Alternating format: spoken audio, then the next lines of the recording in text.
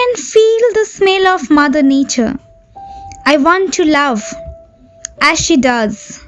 No loss, no gain, only peace. Nature is love, and love is nature. Have you ever loved someone as the moon loves the night? Have you ever felt someone as the stars feel the sky? Did you ever wait for someone as the nature waits for monsoon in the days of summer?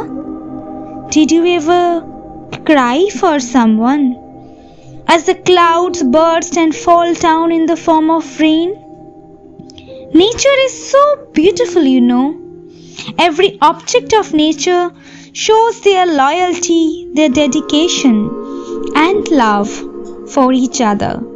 They smile, they play, they scream, they lament. Nature has its own way of expression, and they elicits it truly, without any deception and falsity. We human beings assert ourselves as nature lover, and sometimes we present nature in the form of art.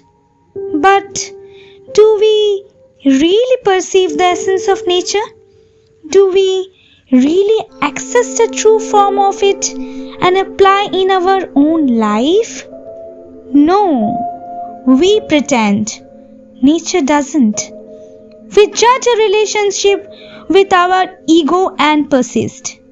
We make impure the truest form of human feeling and blame each other. Sometimes we become unaware of our inside, and a thick layer of suspicion covers our eyes. Love can't ever be measured by conditions. The conditional love is nothing more than a curse. Can't we think about the natural love full of comfort and care and innocence? We think, yes, we can.